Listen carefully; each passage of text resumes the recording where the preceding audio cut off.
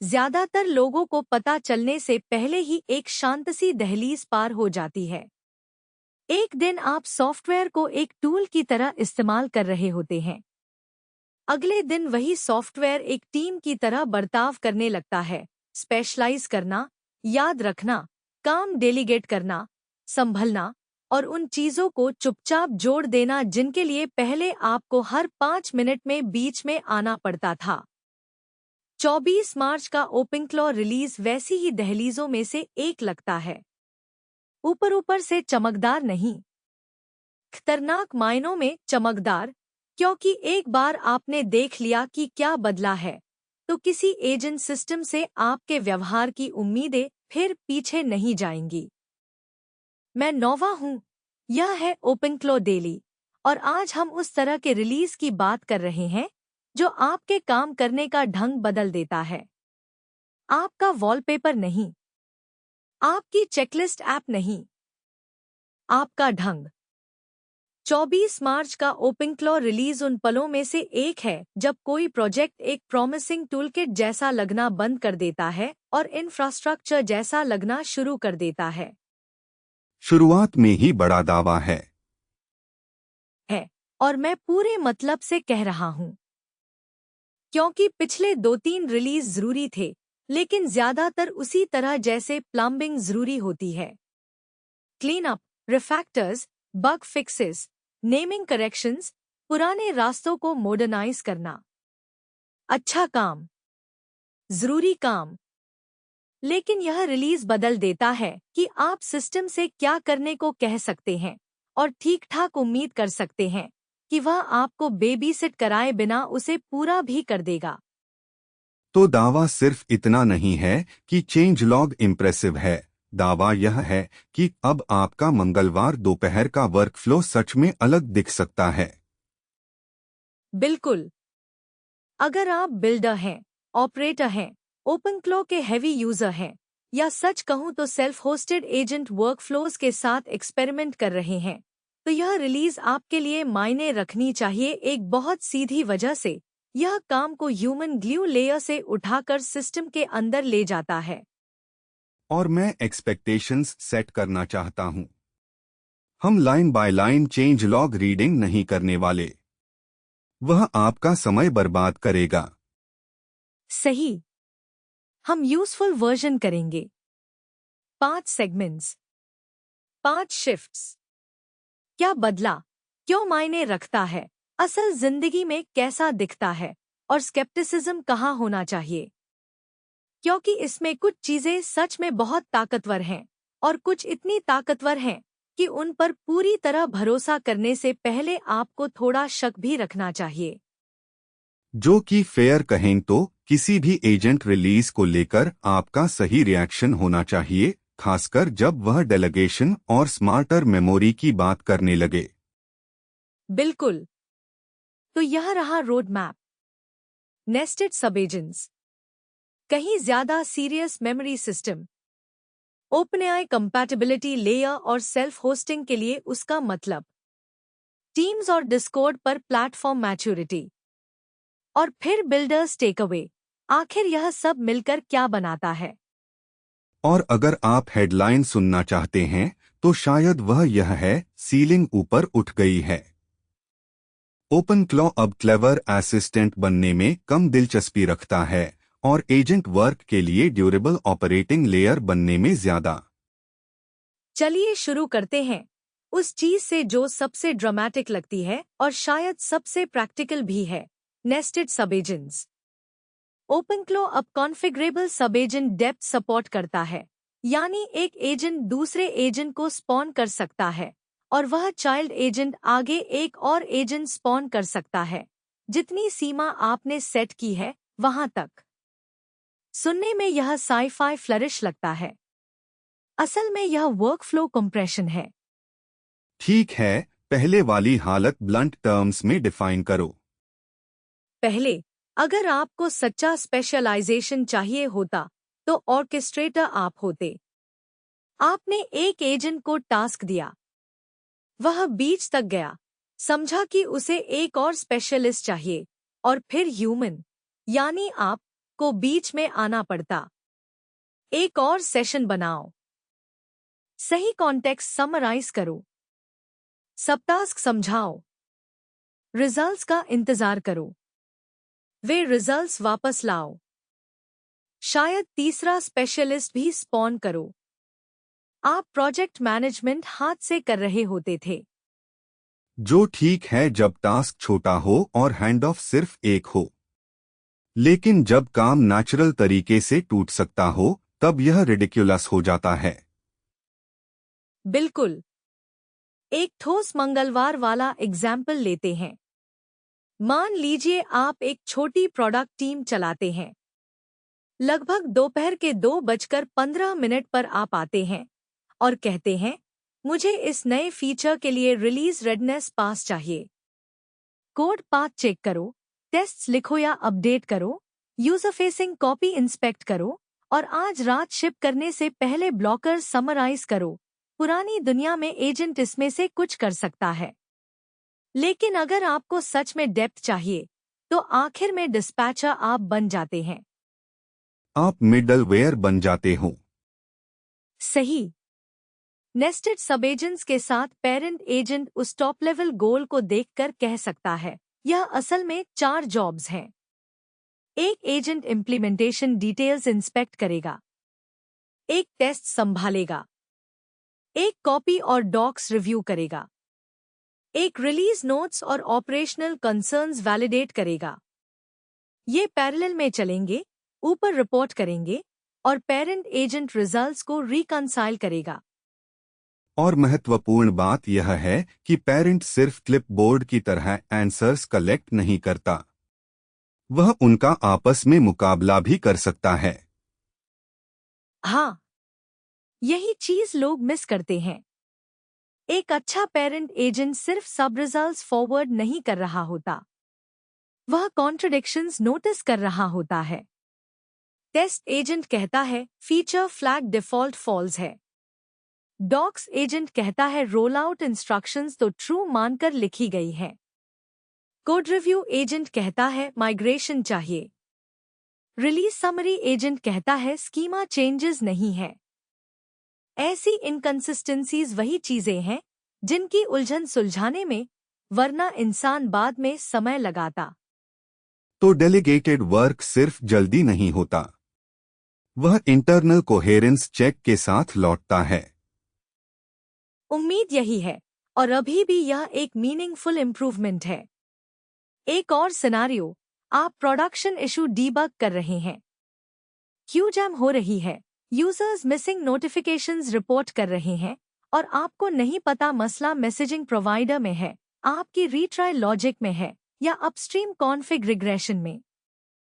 Parent agent एक सब agent को लॉग्स और ट्रेसेस इंस्पेक्ट करने भेज सकता है, दूसरे को रीट्राई और बैक ऑफ कोड ऑडिट करने, तीसरे को पिछले 48 घंटों के डिप्लॉयमेंट डिफ्स देखने और चौथे को यूजर फेसिंग इंसिडेंट चटर स्कैन करने पैटर्न मैचिंग के लिए। यह काफी ज्यादा रियलिस्टिक मॉडल है कि इंसान इंसिडेंट्स कैसे इन्वेस्टिगेट करते हैं। लेकिन मुझे यहाँ अनोइंग बनने दो, क्योंकि यही फैंटेसी इम्प्लीमेंटेशन से आगे भाग सकती है। डेलीगेशन सुनने में बढ़िया है जब तक आप लेटेंसी, कॉस्ट और कॉम्बिनेटोरियल मेस से नहीं टकराते। अगर हर टास्क 3 टास्क्स में टूट सकता है और उनमें से हर एक आगे 3 में, तो बहुत जल्दी आपके पास ब्रांचिंग ट्री बन जाती है जो व्हाइट बोर्ड पर एलिगेंट लगती है और प्रोडक्शन में महंगी। पूरी तरह फेयर। और इसी वजह से कॉन्फ़िगरेबल डेप्थ लिमिट बहुत मायने रखती है। ओपनक्लॉ यह नहीं कह रहा, इसे हमेशा रिकर्स होने दो और वाइब्स पर भरोसा करो। यह कह रहा है, सीमा सेट करो। डेप्थ सोच समझकर इस्तेमाल करो। मानो कि हर अतिरिक्त लेयर स्पेशलाइजेशन तो लाती है, लेकिन टोकन कॉस्ट, कोऑर्डिनेशन ओवरहेड और नए फेलियर मोड्स भी साथ लाती है।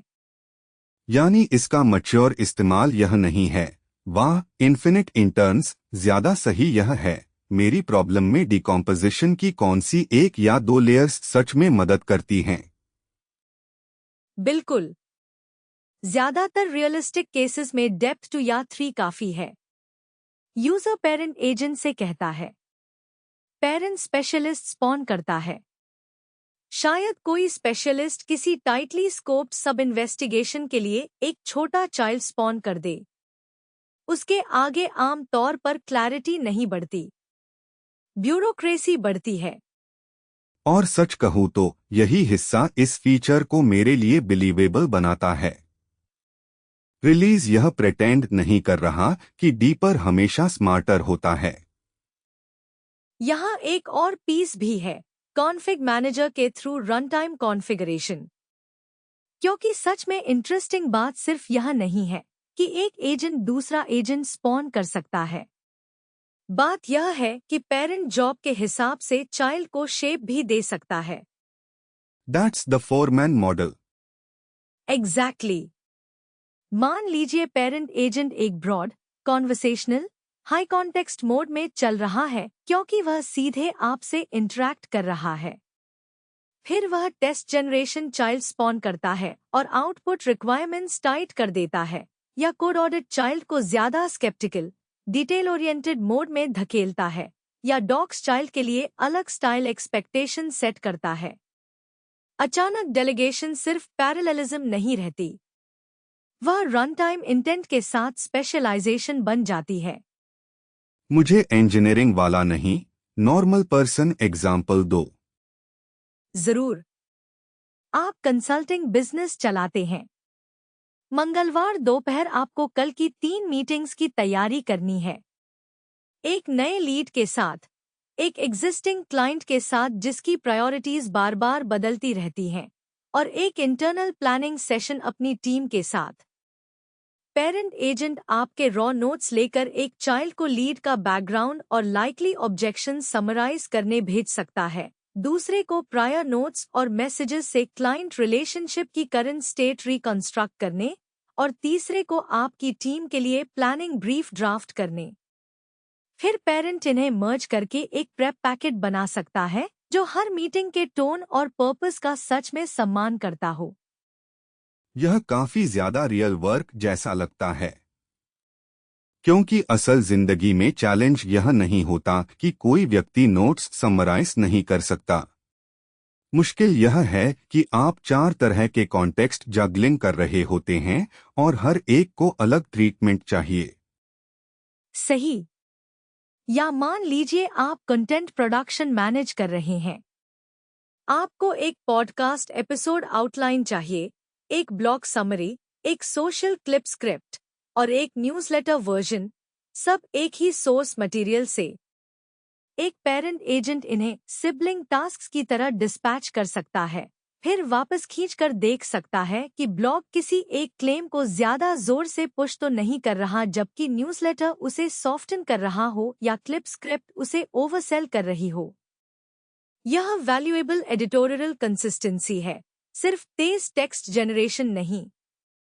मुझे यह भी लगता है कि इससे प्रॉम्प्टिंग की साइकोलॉजी बदल जाती है। पहले बहुत से यूजर्स हर रिक्वायरमेंट एक मेगा प्रॉम्प्ट में ठूंसने की कोशिश करते थे क्योंकि उन्हें पता था कि उनके पास बस एक ही यूजफुल शॉट है। अब top level prompt outcome oriented हो सकता है। इंटरनल प्रॉम्प्ट्स ज्यादा नैरो हो सकते हैं। यह बहुत बड़ा शिफ्ट है।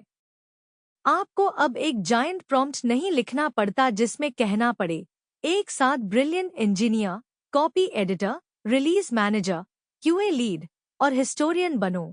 आप आउटकम डिफाइन कर सकते हैं और सिस्टम को उसे डिकम्पोज करने दे सकते हैं। इंसान के लिए भी यह क्लीनर है और शायद सिस्टम के लिए भी हेल्थियर। लेकिन डेंजर्स को लेकर सीरियस रहें। ज्यादा एजेंट्स मतलब सटल ड्रिफ्ट के लिए ज्यादा सरफेसेस।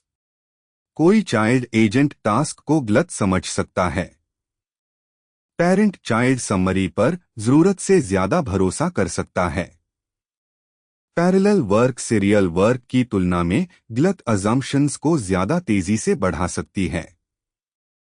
हाँ, और सही रिस्पॉन्स ब्लाइंड ट्रस्ट नहीं है, स्ट्रक्चर्ड स्केप्टिसिज्म है। पेरेंट एजेंट्स को वेरीफाई करना होगा, कंपेयर करना होगा और जहां हो सके रिजल्ट्स को शेयर्ड कॉन्टेक्स्ट में ग्राउंड करना होगा।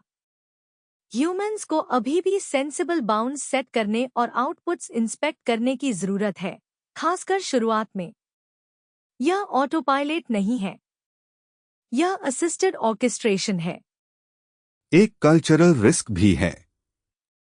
जैसे ही लोग एजेंट डेलीगेशन को काम करते देखेंगे, वे इसे मैनेजमेंट थिएटर की तरह ट्रीट करना शुरू कर सकते हैं। एक एजेंट स्पॉन करो ताकि वह दूसरे एजेंट को स्पॉन करने पर सोच सके और पहले एजेंट के काम की स्टेटस रिपोर्ट बना सके, जो बहुत ही कर्स्ड होगा और पूरी तरह पॉसिबल। तो नेस्टेड सब एजेंट्स पर मेरा साफ टेक अवे यह है, ब्रेक थ्रू यह नहीं कि एजेंट्स मल्टीप्लाई कर सकते हैं। ब्रेक थ्रू यह है कि टास्क डीकॉम्पोजिशन अब आपके क्लिपबोर्ड के बजाय सिस्टम के अंदर हो सकती है। अगर आप इसे कंजर्वेटिवली इस्तेमाल करते हैं तो यह ग्लू वर्क हटाता है। अगर आप रेकलेसली इस्तेमाल करते हैं तो यह मशीन स्पीड पर एक छोटी ब्यूरोक्रेसी बना देता है। अच्छा रूल ऑफ थंब है। अगर लगने लगे कि आप एक थॉटफुल पर्सन को 100 इंटर्न्स से रिप्लेस कर रहे हैं जो सब एक दूसरे की बात काट रहे हैं, तो आपने इसे खराब कॉन्फ़िगर किया है। और मंगलवार दोपहर वाला पे ऑफ सच में रियल है। एक ब्रॉड टास्क को 6 टाइडी प्रॉम्प्ट्स में तोड़ने में 40 मिनट लगाने के बजाय आप वह समय रिजल्ट क्वालिटी चेक करने, ब्रीफ टाइटन करने या यह तय करने में लगा सकते हैं कि काम शिप होना चाहिए या नहीं। ह्यूमन अटेंशन का यह बेहतर इस्तेमाल है। शायद फीचर को जज करने का सबसे आसान तरीका यही है। क्या यह क्लरिकल ऑर्केस्ट्रेशन हटाता है या बस कहीं और नया मशीन क्लरिकल ऑर्केस्ट्रेशन बना देता है? एग्जैक्टली। लेकिन सही इस्तेमाल पर यह ओपनक्लॉ के इतिहास के सबसे बड़े बदलावों में से एक है, क्योंकि पहली बार सिस्टम एक सिंगल स्मार्ट असिस्टेंट से कम और एक स्मॉल कोऑर्डिनेटेड टीम से ज्यादा बिहेव कर सकता है। दूसरा बड़ा शिफ्ट मेमोरी है, और सच कहूं तो मुझे लगता है कि लंबे समय में यह नेस्टेड एजेंट्स वाले हिस्से से भी बेहतर साबित हो सकता है। क्योंकि डेलीगेशन एक्साइटिंग है, लेकिन रिलायबिलिटी वहीं रहती है जहां मेमोरी होती है। ओपनक्लॉ अब नाइव, बस उम्मीद करो कि कॉन्टेक्स्ट विंडो संभाल लेगी, मॉडल से आगे बढ़ रहा है और कुछ ज्यादा ड्यूरेबल चीज की तरफ जा रहा है। हाइब्रिड रिट्रीवल, कैशिंग और एडेप्टिव कंपैक्शन। जो इंफ्रास्ट्रक्चर सूप जैसा लगता है जब तक आपने पुराने फेलियर मोड्स झेले न हो। बिल्कुल। चलिए बिफोर एंड आफ्टर इंसानी भाषा में करते हैं। इस तरह के ओवरहॉल से पहले लॉन्ग रनिंग एजेंट सेशंस की एक फैमिलियर आंख होती थी। पहले 20 मिनट शानदार, मॉडल को सब याद है, कोहेरेंट है, कनेक्शंस बना रहा है। 45 मिनट बाद वह ऐसे सवाल पूछना शुरू कर देता है जिनका जवाब आप पहले ही दे चुके हैं। वही फिक्सेस फिर प्रपोज करता है जिन्हें आपने रिजेक्ट कर दिया था। भूल जाता है कि कोई रास्ता पहले क्यों छोड़ा गया था।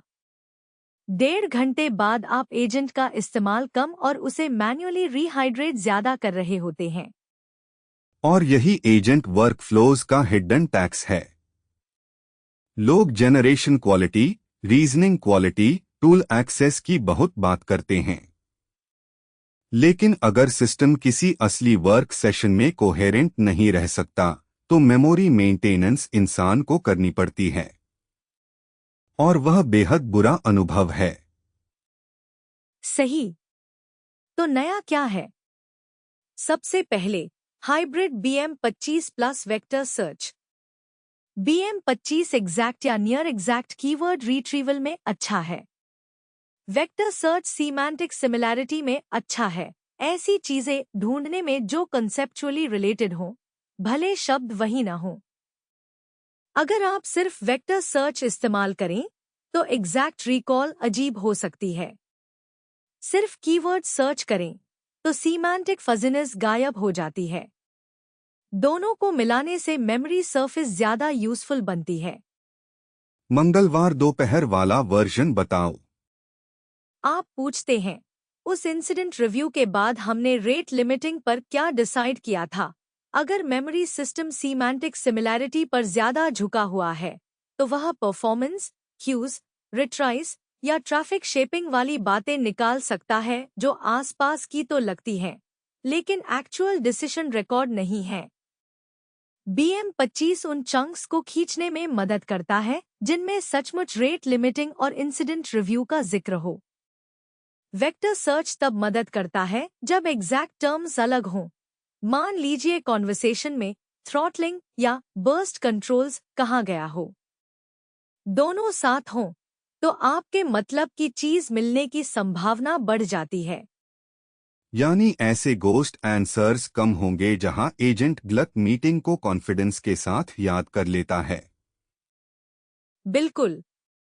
एक और सिनारियो, आप कई दिनों तक किसी फीचर पर काम कर रहे हैं। सोमवार को ऑथ स्कोप डिस्कस हुआ। मंगलवार को आपने एक एज केस पोस्टपोन करने का फैसला किया। बुधवार को इम्प्लीमेंट करते समय आप एजेंट से पूछते हैं, हमने यहाँ ऑर्गवाइड ओवरराइड शामिल न करने का फैसला क्यों किया था? कमजोर मेमोरी सिस्टम आपको इम्प्रोवाइजेशन दे देगा। मजबूत मेमोरी सिस्टम मंगलवार की डिस्कशन से एक्चुअल रैशनल निकाल लाएगा।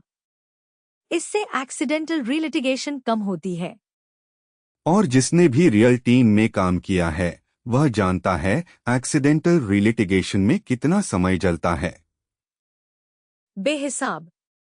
दूसरा हिस्सा है एम्बेडिंग कैश इम्प्रूवमेंट्स, जो फिर बोरिंग लगता है जब तक आप उसका असर न समझें। अगर सिस्टम बार बार वही डॉक्यूमेंट्स, नोट्स या चंक्स अलग अलग वर्कफ्लोज में फिर से एम्बेड कर रहा है, तो आप बेवजह कॉस्ट और लेटेंसी दे रहे हैं। उन एम्बेडिंग्स को कैश करने का मतलब है कि रिकरिंग मटेरियल पर काम करते समय सिस्टम रिट्रीवल तेज और सस्ता कर सकता है। यह उन लोगों के लिए मायने रखता है जो रोज सिस्टम में जीते हैं। अगर आप बार बार वही ऑपरेटिंग नोट्स, वही प्रोजेक्ट डॉक्स, वही कस्टमर हिस्ट्रीज कंसल्ट करते हैं तो आपको हर बार फ्रेशनेस टैक्स नहीं देना चाहिए। सही। और फिर आता है वह हिस्सा जिसे मैं क्वाइटली सबसे इम्पोर्टेंट मानता हूँ, अडैप्टिव कंपैक्शन। यह ओपनक्लॉ की तरफ से इस बात को मानना है कि लॉन्ग सेशंस अब एक्सेप्शन नहीं है, वे नॉर्मल हैं। इसलिए कॉन्टेक्स्ट विंडो लगभग भरने तक इंतजार करने और मॉडल को धीरे धीरे प्लॉट खोने देने के बजाय सिस्टम प्रोएक्टिवली पुराने कॉन्टेक्स्ट को डेंसर रिप्रेजेंटेशंस में कॉम्पैक्ट करता है, जबकि इम्पोर्टेंट डिसीजंस, फैक्ट्स और रीजनिंग लैंडमार्क्स बचाए रखता है। जो खैर अगर कॉन्वर्सेशन लंबी हो गई तो पहला घंटा बस धुंधला पड़ जाएगा वाली फिलॉसफी से बहुत बेहतर है। बिल्कुल। एक 3 घंटे की डीबगिंग सेशन सोचिए। शुरुआत में आपने DNS, वेंडर आउटेज और मैलफॉर्म्ड पेलोड्स को रूल आउट कर दिया। बीच में पता चला रिट्राइज किसी अजीब तरीके से स्टैक हो रही हैं। बाद में समझ आया कि डिप्लॉय एक कॉन्फ़िग माइग्रेशन के साथ कोइंसाइड हुआ। पुरानी दुनिया में R3 तक पहुंचते पहुंचते सिस्टम शायद उन शुरुआती एलिमिनेशंस को भूल जाता और फिर उन्हीं पर घूमने लगता। एडैप्टिव कंपैक्शन के साथ वह इम्पोर्टेंट स्टेट संभाल कर रख सकता है। क्या टेस्ट हुआ, क्या फेल हुआ, क्या रूल आउट हुआ और क्या अभी भी प्लॉजिबल है। और रियल मेमोरी को यही करना चाहिए। हर सेंटेंस को बराबर वजन देकर हमेशा स्टोर नहीं करना। जो हुआ उसकी यूजफुल शेप बचानी चाहिए। बिल्कुल। एक और before and after scenario, content strategy. आप 1 महीने के एपिसोड्स या आर्टिकल्स प्लान कर रहे हैं। सेशन की शुरुआत में आपने तय किया कि टोन प्रैक्टिकल रहेगी, हाइप अवॉइड होगा और हमेशा एक कॉन्क्रीट वर्कफ्लो एग्जाम्पल शामिल होगा। 2 घंटे बाद आप एपिसोड 6 ड्राफ्ट कर रहे हैं। ठीक कंपैक्शन न होने पर सिस्टम फ्लैशी समरीज और जेनेरिक एडवाइस की तरफ ड्रिफ्ट कर सकता है क्योंकि शुरुआती एडिटोरियल कंस्ट्रेंट्स विंडो से बाहर गिर गए। बेटर मेमोरी हैंडलिंग के साथ वे कंस्ट्रेंट्स ड्यूरेबल सेशन फैक्ट्स बनकर बचते हैं। या क्लाइंट वर्क। सोमवार को क्लाइंट कहता है, कृपया हमें बहुत एंटरप्राइज वाई मत सुनाइए, गुरुवार को आप प्रपोजल लिख रहे हैं। मेमोरी पुअर सिस्टम उन्हें पॉलिश्ड कॉर्पोरेट मार्बल थमा देगा। Memory aware system tone boundary याद रखेगा। यही असली फर्क है। यह सिर्फ फैक्ट्स याद रखने की बात नहीं, यह decisions, style constraints, disallowed paths और वे चीजें याद रखने की बात है जिन्हें इंसान बार बार दोहराते दोहराते थक चुका है। लेकिन रिट्रीवल साइड पर मैं थोड़ा पुश करना चाहता हूं, क्योंकि हाइब्रिड सर्च मैजिक नहीं है। लोग भी M25+ वेक्टर सुनते हैं और सोचते हैं, आह सॉल्व्ड। ऐसा नहीं है। सही।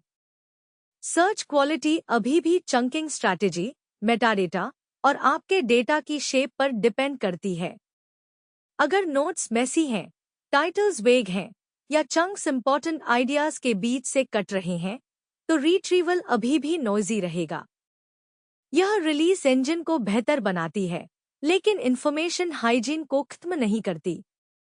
अच्छा, क्योंकि एआई टूलिंग की सबसे बुरी आदतों में से एक है यह प्रेटेंड करना कि system design terrible source material की भरपाई कर सकता है। अगर आपके नोट्स के नाम मिस्क आइडियाज और फॉलोअप थॉट्स 2 इंच हैं, तो हाँ, मेमोरी रिट्रीवल अभी भी हॉन्टेड लग सकती है। बहुत हॉन्टेड। इसमें प्लगेबल कॉन्टेक्स्ट इंजन इंटरफेस भी है, जो कैजुअल यूजर्स से ज्यादा बिल्डर्स के लिए मायने रखता है। अगर आप ओपनक्लॉ पर कुछ बना रहे हैं और डिफ़ॉल्ट मेमोरी बैकएंड आपकी स्केल, डेटा रेसिडेंसी रिक्वायरमेंट्स या एग्जिस्टिंग इंफ्रा के लिए सही नहीं है, तो सिस्टम अब ज्यादा मॉड्यूलर हो रही है। यानी आप मेमोरी लेयर को ब्लैक बॉक्स मानने के बजाय रिप्लेसेबल कंपोनेंट की तरह ट्रीट कर सकते हैं। यह मैच्योरिटी का बड़ा सिग्नल है। प्रोजेक्ट कह रहा है, हमारे पास डिफ़ॉल्ट्स हैं, लेकिन हम यह प्रेटेंड नहीं कर रहे कि सब लोग हमेशा हमारी डिफ़ॉल्ट्स में ही रहेंगे। सही। इसका मतलब टीम्स एक्सपेरिमेंट भी कर सकती हैं। शायद किसी एनवायरनमेंट को SQLite plus in memory vector search चाहिए क्योंकि वह कॉम्पैक्ट और सफिशिएंट है। किसी दूसरे को एग्जिस्टिंग ऑपरेशंस में इंटीग्रेटेड ज्यादा स्पेशलाइज्ड रिट्रीवल स्टैक चाहिए। अगर ओपनक्लॉ को कूल लोकल टॉय से बढ़कर एक्चुअल इंफ्रास्ट्रक्चर बनना है, तो यह फ्लेक्सिबिलिटी बहुत मायने रखती है। एक और प्लेन इंग्लिश एग्जाम्पल। मान लीजिए आप फाउंडर हैं। सुबह 11 बजे आप investor updates, hiring notes, product bugs और कस्टमर फॉलोअप्स पर बात कर रहे हैं। दोपहर 3 बजे आप पूछते हैं, आज मैंने लोगों से कौन सी 3 चीजों का वादा किया। कमजोर सिस्टम आपको मोटिवेशनल समरी देगा। बेहतर मेमोरी सिस्टम एक्चुअल कमिटमेंट्स रिकॉन्स्ट्रक्ट करेगा। यह बहुत अच्छा एग्जाम्पल है। या कोई सपोर्ट लीड समझना चाहता है कि कंप्लेंट पैटर्न नया है या बस नया लग रहा है। या कोई टीचर कई सेशंस में लेसन्स बना रहा है। या कोई होम ऑपरेटर हफ्तों में ऑटोमेशन चेंजेस मैनेज कर रहा है। रियल मेमोरी का मतलब कंटिन्यूटी है, और कंटिन्यूटी ही चार्मिंग डेमो और ट्रस्टेड सिस्टम के बीच का फर्क है। तो तुम्हारा आर्ग्यूमेंट यह है कि मेमोरी का सचमुच काम की होना ग्लैमरस नहीं है, लेकिन वही बाकी सब चीजों को मायने रखने देता है। एग्जैक्टली। क्योंकि ड्यूरेबल मेमोरी के बिना डेलीगेटेड एजेंट्स केओटिक हो जाते हैं। कॉन्टेक्स्ट परसिस्टेंस के बिना अच्छे टूल्स रेपेटिटिव हो जाते हैं। मेमोरी ओवरहॉल वही चीज है जो ओपनक्लॉ को लंबे समय तक ज्यादा सीरियस वर्क सस्टेन करने देती है। इससे यह संभावना कम होती है कि इंसान को सेशन को बार बार वापस पटरी पर खींचना पड़े। जो सच कहूँ तो किसी एजेंट फ्रेमवर्क की सबसे बड़ी तारीफों में से एक है। वह आपका ध्यान कम बर्बाद करता है। वही सपना है, इन्फिनिट इंटेलिजेंस नहीं। बस नीडलेस अटेंशन टैक्स थोड़ा कम। तीसरा शिफ्ट है ओपनएआई कंपैटिबिलिटी लेयर, और यह उन फीचर्स में से है जो प्लम्बिंग जैसे लगते हैं लेकिन असल में स्ट्रैटेजिक हैं। ओपनक्लो अब native gateway and points expose करता है जैसे V1 मॉडल्स और V1 एम्बेडिंग्स, यानी ज्यादा ओपनएआई कंपैटिबल टूल्स बिना किसी अजीब ट्रांसलेशन लेयर्स के उससे सीधे बात कर सकते हैं। यह सिर्फ कॉन्वेनियंस नहीं है, यह इंटरऑपरेबिलिटी है। और इंटरऑपरेबिलिटी ही वह चीज है जो किसी प्रोजेक्ट को साइलो से अलग करती है। अगर आपके आसपास की हर चीज पहले से ओपनएआई एपीआई शेप एक्सपेक्ट करती है, तो कंपैटिबल होने का मतलब है कि आप फिट हो सकते हैं बिना हर अपस्ट्रीम टूल से आपकी प्राइवेट डायलेक्ट सीखने की मांग किए। बिल्कुल। प्रैक्टिकल कॉन्सिक्वेंस सोचिए। अगर आपके टूल्स, लाइब्रेरीज या वर्कफ्लोज ओपनएआई एसडीके इकोसिस्टम के आसपास बने हैं, LangChain, LlamaIndex, custom internal scripts, retrieval pipelines, local front ends, तो वे ओपनक्लो के गेटवे की तरफ पॉइंट कर सकते हैं और वही भाषा बोलते रह सकते हैं जो वे पहले से जानते हैं। और यह एम्बेडिंग्स के लिए खास तौर पर इम्पोर्टेंट है, क्योंकि जैसे ही मॉडल लिस्टिंग और embedding and points cleanly support होते हैं, बहुत सी रैग इंफ्रास्ट्रक्चर को रीडायरेक्ट करना अचानक आसान हो जाता है। सही। बहुत से लोग अपनी पूरी एग्जिस्टिंग स्टैक बदलना नहीं चाहते। वे बस एक्सपेंसिव या प्राइवेसी सेंसिटिव हिस्सा सेल्फ होस्ट करना चाहते हैं, बिना आसपास की प्लम्बिंग तोड़े। कंपैटिबिलिटी लेयर यही करने का तरीका है। हर इंटीग्रेशन के लिए बिस्पोक ग्लू की जरूरत कम हो जाती है। इसमें मॉडल ओवरराइड फॉरवर्डिंग भी है, जो मेरे हिसाब से सीक्रेटली इस पूरे रिलीज की सबसे प्रैक्टिकल फीचर्स में से एक है। पूरी तरह। मान लीजिए कोई थर्ड पार्टी क्लाइंट एक मॉडल नेम मांगता है क्योंकि वही उसका एक्सपेक्टेशन है। आपका गेटवे अपने कॉन्फ़िगरेशन के आधार पर उस रिक्वेस्ट को ट्रांसलेट या राउट कर सकता है।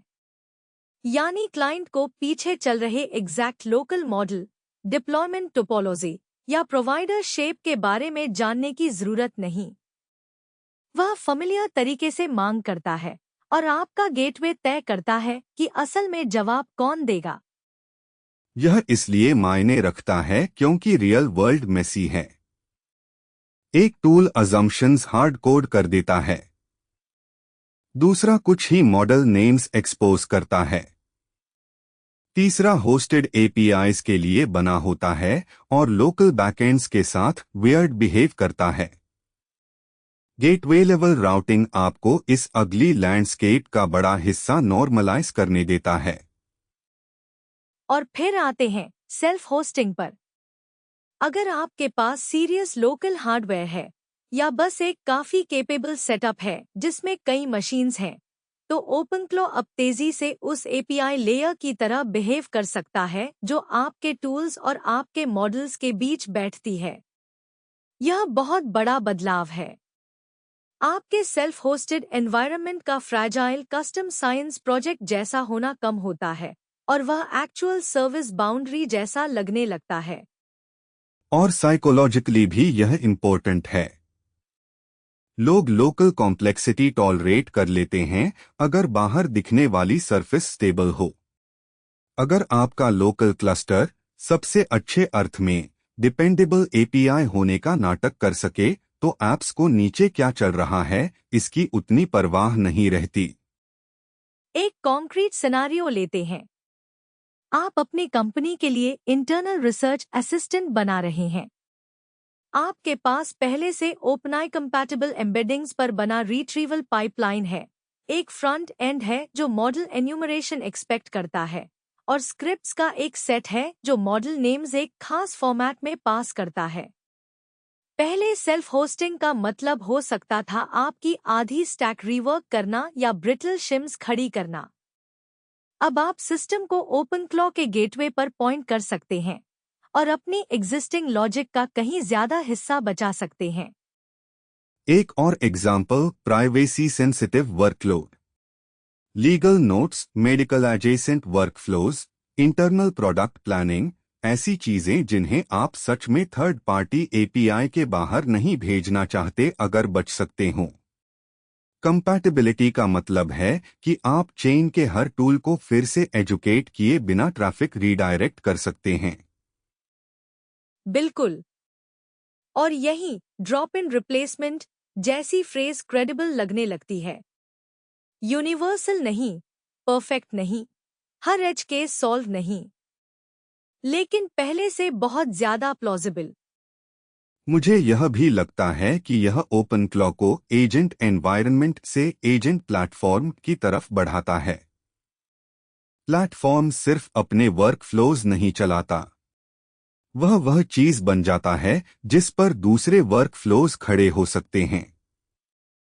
हाँ, यही बड़ा मतलब है। अगर कंपैटिबिलिटी सिर्फ देखो हम भी ओपनएआई बोलते हैं कहने तक सीमित होती तो वह मार्केटिंग फ्लफ होती। लेकिन जब यह माइग्रेशन फ्रिक्शन कम करती है, लोकल मॉडल राउटिंग सपोर्ट करती है और सेल्फ होस्टेड इंफ्रास्ट्रक्चर को एग्जिस्टिंग इकोसिस्टम्स के अंदर वायबल बनाती है, तब यह स्ट्रैटेजिकली इम्पॉर्टेंट हो जाती है। फिर भी एक कॉशन है। ओपनएआई कंपैटिबिलिटी एक ऐसा वादा है जिसके साथ बहुत से इम्प्लाइड एज केसेस आते हैं। इजी एंड पॉइंट्स आसान होते हैं। असली दर्द वियर्ड बिहेवियर्स और अजम्पशंस वाले क्लाइंट्स में रहता है। बिल्कुल। किसी को भी कंपैटिबिलिटी लेयर सुनकर यह अज्यूम नहीं करना चाहिए कि हर टूल हर जगह हमेशा परफेक्टली बिहेव करेगा। रफ एजेस रहेंगी। कुछ क्लाइंट्स अनडॉक्यूमेंटेड क्वर्क्स पर डिपेंड करते हैं। कुछ लाइब्रेरीज हैरान करने वाली हद तक ओपिनियनेटेड होती हैं। लेकिन हर चीज के लिए कस्टम अडेप्टर्स मांगने की तुलना में यह बहुत बड़ा स्टेप अप है। और सेल्फ होस्टिंग क्राउड के लिए यह कॉन्फिडेंस सिग्नल भी है। Project broader AI tooling ecosystem के भीतर गुड सिटीजन बनने में इन्वेस्ट कर रहा है, सिर्फ यह इंसिस्ट नहीं कर रहा कि सब लोग उसके अपने यूआई और कॉन्वेंशंस में ही आकर रहें। जो सही इंस्टिंक्ट है।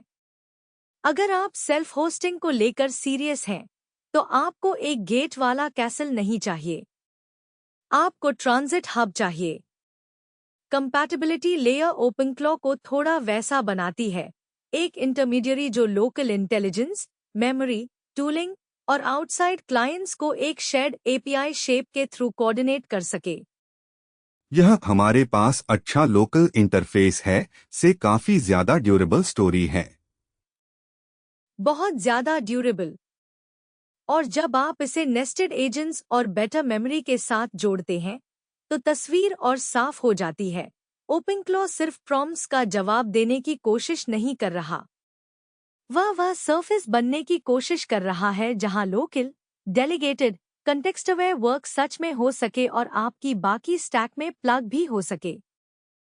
चौथा शिफ्ट है प्लेटफॉर्म मैच्योरिटी, और यही कोई प्रोजेक्ट साबित करता है कि वह असली ऑर्गेनाइजेशंस के लिए इंफ्रास्ट्रक्चर बनना चाहता है या सिर्फ एक बिलवेड पावर यूजर सिस्टम रहना चाहता है। माइक्रोसॉफ्ट टीम्स के आसपास ओपनक्लॉ का माइग्रेशन वर्क और डिस्कॉर्ड व दूसरे प्लेटफॉर्म्स पर लगातार इम्प्रूवमेंट्स यह बताती हैं कि एम्बिशन अब बड़ी है। पहले टीम्स की बात करें, क्योंकि यही प्लेटफॉर्म मैच्योरिटी वाली फ्रेज एंटरप्राइज एक्सपेक्टेशंस से टकराकर टेस्ट होती है। बिल्कुल। टीम्स इंटीग्रेशंस यूजफुल तरीके से ब्रूटल होती हैं, क्योंकि वे रफ एजेस को तुरंत पनिश करती हैं। अगर टाइपिंग इंडिकेटर्स अजीब लगें, अगर स्ट्रीमिंग रिप्लाईज गायब हों, अगर ऑनबोर्डिंग क्लमजी हो, अगर एआई आउटपुट क्लियरली लेबल्ड न हो, तो लोग बस नोटिस नहीं करते, वे पूरे सिस्टम पर शक करने लगते हैं। इसलिए वहाँ एसडीके माइग्रेशन और feature support literal feature list से कहीं ज्यादा मायने रखती है। स्ट्रीमिंग रिप्लाईज कुछ इंजीनियर्स की सोच से भी बड़ा डील है। यूजर्स थॉटफुल आंसर के लिए थोड़ा समय माफ कर देंगे अगर वे उसे आते हुए देख सकें। डेड एयर उन्हें नापसंद है। हाँ, स्टैटिक वेट टूटा हुआ लगता है। स्ट्रीमिंग रिस्पॉन्स जिंदा महसूस होती है। यह कॉस्मेटिक नहीं है, यह परसीव्ड रिलायबिलिटी है। फिर वेलकम कार्ड्स आते हैं, जो छोटे लगते हैं जब तक आप किसी असिस्टेंट को बिजी एनवायरनमेंट में डिप्लॉय न कर दें और यह एहसास न हो कि किसी को पता ही नहीं कि वह करता क्या है या उससे बात कैसे करनी है। Welcome card basically integrated assistant और अनएक्सप्लेन्ड विजिटर के बीच का फ़र्क है। और एआई लेबलिंग वाला हिस्सा बहुत सी वर्क प्लेसेस में ऑप्शनल नहीं है। बिल्कुल, ट्रांसपेरेंसी मायने रखती है। कुछ जगह कंप्लायंस का सवाल है, कुछ जगह सिर्फ ट्रस्ट का। अगर कोई असिस्टेंट कॉन्वर्सेशन में हिस्सा ले रहा है तो यूजर्स को क्लियर सिग्नलिंग चाहिए। टाइपिंग इंडिकेटर्स भी वही करती हैं, वे लोगों को रियश्योर करती हैं कि सिस्टम काम कर रहा है, साइलेंटली हैंग नहीं हुआ। मुझे लगता है बड़ी कहानी यह है, टीम्स को अच्छी तरह सपोर्ट करने का मतलब ऐसे प्लेटफॉर्म से डील करना जहां सोशल कॉन्टेक्स्ट भारी होता है। लोग meetings, channels, internal threads, project rooms में होते हैं।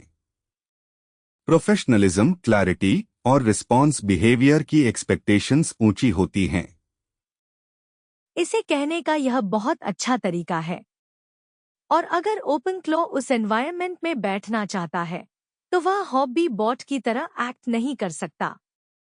उसे प्रॉपर इंटरैक्शन पैटर्न्स चाहिए।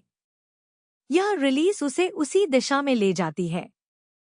अब डिस्कॉर्ड पर आते हैं, क्योंकि यह लगभग उल्टा इमोशनल एनवायरनमेंट है। तेज, इंटरैक्टिव, बटन्स और कंपोनेंट्स और वर्कफ्लो लाइक चैट एक्सपीरियंसेस के लिए ज्यादा नेटिव। सही। और इसी वजह से कंपोनेंट्स वी2 की कहानी इंपॉर्टेंट है। डिस्कॉर्ड यूजर्स यह नहीं चाहते कि हर इंटरैक्शन हमेशा टेक्स्ट कमांड थिएटर ही बनी रहे। बटन्स, मॉडल्स, सिलेक्ट मेन्यूज, यही फ़र्क है बॉट से चैट करने और चैट के भीतर रहने वाली एप्लीकेशन इस्तेमाल करने के बीच। प्रैक्टिकल एग्जाम्पल दो। मान लीजिए आप कम्युनिटी सपोर्ट वर्कफ्लो चला रहे हैं। कोई यूजर इशू रिपोर्ट करता है। इंस्ट्रक्शंस की दीवार फेंकने के बजाय assistant environment type, severity, basic steps पहले ट्राई किए या नहीं, एस्केलेट करना है या नहीं, इन सब के लिए बटन्स दे सकता है और शायद लॉग स्निपेट्स या रिप्रोडक्शन स्टेप्स के लिए मॉडल भी। यह गाइडेड इनटेक फ्लो है, स्कैवेंजर हंट नहीं। या किसी डिस्कॉर्ड सर्वर में internal team OPS deploy summary मांगने के लिए क्लिक करो। ड्रॉप डाउन से ब्रांच चुनो। कंफर्म करो कि प्रॉड चाहिए या स्टेजिंग। रिलीज नोट्स के लिए मॉडल इस्तेमाल करो। यह कमांड सिंटैक्स याद रखने से कहीं ज्यादा नेचुरल है। बिल्कुल। और मुझे लगता है कि प्रोजेक्ट के ग्रोन अप होने का यही हिस्सा है, प्लेटफॉर्म नेटिव इंटरैक्शंस। यह प्रिटेंड करने के बजाय कि हर चैट सरफेस बस इमोजीज वाला टर्मिनल है। डिस्कॉर्ड इस काम के लिए खास तौर पर अच्छा है क्योंकि उसके यूआई प्रिमिटिव्स लाइटवेट ऐप्स को इनवाइट करते हैं। ओपनक्लो का इसे सपोर्ट करना मतलब बिल्डर्स चैनल छोड़े बिना रिचर वर्कफ्लोज बना सकते हैं। यहाँ एक और मैच्योरिटी सिग्नल भी है। जैसे ही आप मल्टीपल सीरियस प्लेटफॉर्म्स को अच्छी तरह सपोर्ट करते हैं, आपकी आर्किटेक्चर को साफ होना पड़ता है। आप एक प्लेटफॉर्म के थ्रेडिंग मॉडल, ऑथ पैटर्न या मैसेज कैपेबिलिटीज से जुड़ी अजम्पशंस को रैंडम कॉर्नर्स में छिपाकर नहीं रख सकते। सही। टीम्स, डिस्कॉर्ड, टेलीग्राम, फेइशू, लाक जैसे ही ये सब फर्स्ट क्लास कंसर्न्स बनते हैं, अंडरलाइंग एब्स्ट्रैक्शंस को सॉलिड होना पड़ता है। यह पेनफुल इंजीनियरिंग वर्क है, लेकिन इसी से फ्रेमवर्क जेन्युइनली क्रॉस प्लेटफॉर्म बनता है, सिर्फ नाम का क्रॉस प्लेटफॉर्म नहीं। और बिल्ड करने के लिए प्लेटफॉर्म चुन रही टीम्स के लिए यह मीनिंगफुल है। वे यह नहीं सुनना चाहती, हाँ टेक्निकली आपके प्लेटफॉर्म पर काम करता है, लेकिन अच्छा एक्सपीरियंस कहीं और है। बिल्कुल। अगर ओपन क्लॉ एजेंट्स और ह्यूमन कम्युनिकेशन एनवायरनमेंट्स के बीच की लेयर बनने जा रहा है, तो उन एनवायरनमेंट्स का एक्सपीरियंस इतना नेटिव होना चाहिए कि यूजर्स एडेप्टर के बारे में सोचना बंद कर दें। यह रिलीज वह यात्रा पूरी नहीं करती, लेकिन उसका इरादा बिल्कुल साफ कर देती है। मुझे यह भी पसंद है कि इससे प्रोडक्ट पॉस्चर के बारे में क्या पता चलता है। प्रोजेक्ट सिर्फ मॉडल ट्रिक्स के पीछे नहीं भाग रहा, वह उस अनग्लैमरस काम में इन्वेस्ट कर रहा है जिससे असिस्टेंट्स वहां ठीक से बिहेव करें जहां लोग पहले से काम करते हैं। और ट्रस्ट ऐसे ही बनता है। फैंसी रीजनिंग दिलचस्प है। सेंसिबल इंटरैक्शन डिजाइन अडॉप्शन लाती है। अगर असिस्टेंट टीम्स में कॉम्पिटेंट पार्टिसिपेंट की तरह दिखे और डिस्कॉर्ड में रिस्पॉन्सिव इंटरैक्टिव टूल की तरह, तो लोग उसे ज्यादा इस्तेमाल करेंगे और ज्यादा सीरियस चीजों के लिए करेंगे। तो प्लेटफॉर्म मैच्योरिटी की कहानी हमने कुछ यूआई अफोर्डेंसेस जोड़ दिए से कम और फ्रेमवर्क इंसानी जगहों में बिना एलियन लगे रहना सीख रहा है से ज्यादा है। बिल्कुल यही। और जब आप इसे बेटर मेमोरी और डेलीगेशन के साथ जोड़ते हैं, तो नतीजा सिर्फ आइसोलेशन में ज्यादा केपेबल सिस्टम नहीं होता, बल्कि ऐसा सिस्टम होता है जिसे उन जगहों पर डिप्लॉय करना आसान हो जहां असली ग्रुप्स पहले से काम कोऑर्डिनेट कर रहे हैं। तो बिल्डर्स टेक क्या है? मेरे हिसाब से यह रिलीज वह पल है जहां ओपनक्लॉ इम्प्रेसिव एजेंट कैपेबिलिटीज के कलेक्शन से कम और डेलीगेटेड वर्क के ऑपरेटिंग लेयर से ज्यादा महसूस होने लगता है। नेस्टेड सब एजेंट्स ऑर्केस्ट्रेशन को अंदर ले जाते हैं। बेटर मेमोरी कंटिन्यूटी को अंदर ले जाती है। कंपैटिबिलिटी इंटीग्रेशन फ्रिक्शन को नीचे लाती है। प्लेटफॉर्म मैच्योरिटी सिस्टम को बाहर की ज्यादा रियल एनवायरनमेंट्स में ले जाती है। यह जेनरस वर्जन था। अब स्केप्टिक वर्जन मैं करता हूं। खतरा यह है कि लोग यह सब देखकर तुरंत सिस्टम से अनसुपरवाइज्ड बहुत ज्यादा उम्मीदें लगाने लगेंगे। वे डेप्थ बढ़ा देंगे, हर रिट्रीवल पर भरोसा कर लेंगे, कंपैटिबिलिटी को परफेक्ट सब्स्टिट्यूशन मान लेंगे और रिचर चैट यूएक्स को गारंटीड रोबस्टनेस समझ बैठेंगे। फेयर है। समझदार पॉस्चर ब्लाइंड कॉन्फिडेंस नहीं है, कंस्ट्रेन्ड एम्बिशन है। नई कैपेबिलिटीज का इस्तेमाल ग्लू वर्क और रेपिटेशन हटाने के लिए करो, जजमेंट खिम करने के लिए नहीं। डेप्थ लिमिट्स वहीं रखो जहां समझ में आए। देखो रिट्रीवल सच में क्या लौटाती है। इंटीग्रेशंस वेरीफाई करो। प्लेटफॉर्म पॉलिश को डिप्लॉय करने की वजह मानो, सोचना बंद करने की वजह नहीं। लेकिन इस कॉशन के बावजूद मुझे लगता है शिफ्ट असली है। कुछ महीने पहले तक बहुत से एजेंट वर्कफ्लोज एक्स्ट्रा स्टेप्स वाले डेमोस जैसे लगते थे। इम्प्रेसिव, मजेदार, कभी कभी यूजफुल, लेकिन ब्रिटल। यह रिलीज उस चीज के बहुत करीब पहुंचती है जिसके आसपास आप हैबिट्स बना सकते हैं। और हैबिट्स ही टेस्ट हैं। यह नहीं कि कोई फीचर थ्रेड में कूल लगती है या नहीं, बल्कि यह कि क्या वह आपके नॉर्मल दिन के काम करने के तरीके को बदलती है।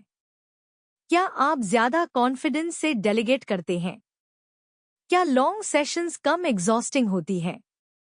क्या सेल्फ होस्टिंग कम आइसोलेटेड लगती है? क्या आपका असिस्टेंट उन जगहों पर बेहतर बिहेव करता है जहां आपकी टीम पहले से रहती है? अगर इन सवालों का जवाब यस होने लगे, तो यह अब तक की ज्यादा इम्पोर्टेंट ओपन क्लॉ रिलीजेस में से एक है।